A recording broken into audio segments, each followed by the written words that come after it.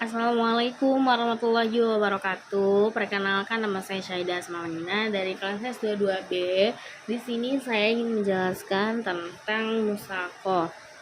Musako itu apa sih? Jadi musako itu adalah salah satu bentuk perjanjian dalam fikih muamalah yang merupakan cabang ilmu fikih yang membahas hukum-hukum yang berkaitan dengan transaksi dan interaksi ekonomi dalam kehidupan sehari-hari.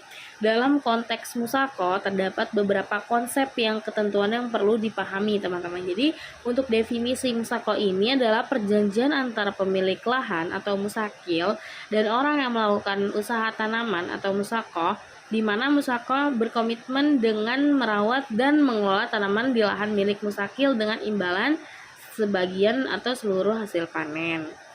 Nah, untuk syarat-syarat musako itu yang pertama ada kesepakatan antara musakil dan musako.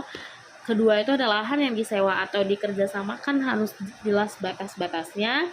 Yang ketiga itu ada jenis tanaman yang akan ditanam harus ditentukan. Yang terakhir itu jumlah hasil panen yang akan dibagi harus disepakati.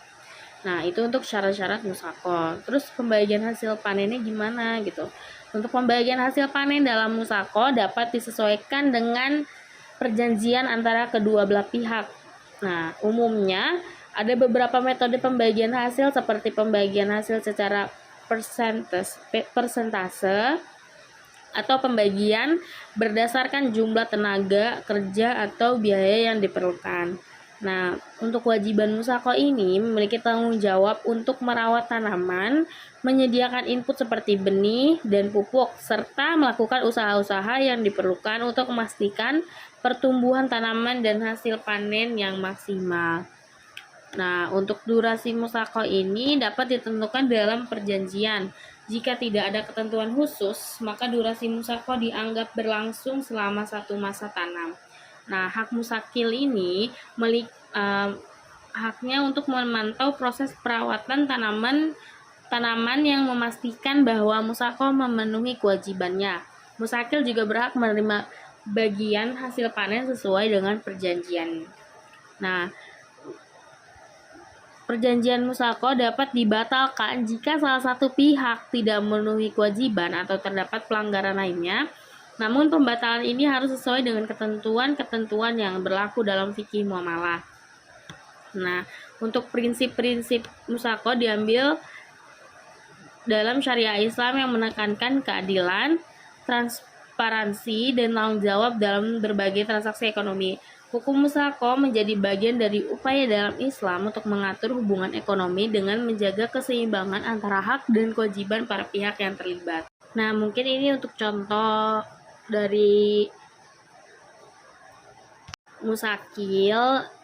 Jadi kesepakatan awal si musakil ini pemilik lahan Ahmad memiliki sebidang tanah yang cocok untuk pertanian. Nah, si musako penggarap ini Ali ingin membudidayakan sayuran tetapi tidak memiliki lahan. Nah, kesepakatan perjanjian antara Ahmad dan Ali ini untuk melakukan musako, Ali akan merawat dan mengelola tanaman sayuran di lahan Ahmad. Nah, musako akan berlangsung selama satu musim tanam.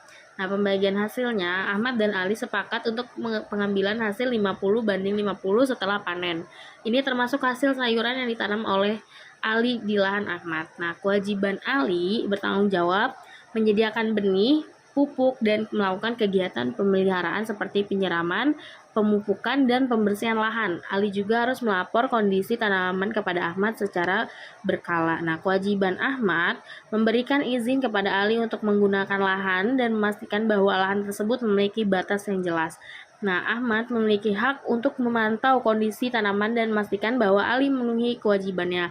Nah, untuk musako bisa dibatalkan jika salah satu pihak melanggar perjanjian seperti ketidakpatuhan Ali terhadap kewajiban atau jika ada perselisihan serius. Nah, untuk pembagian hasil panen setelah masa tanam berakhir, hasil panen sayuran misalnya tomat, cabai atau bayam dibagi secara adil sesuai dengan perjanjian, yaitu setengah untuk Ahmad dan setengah untuk Ali. Nah, mungkin itu gambaran contoh dalam bercocok tanam yang dari akad ini. Sekian.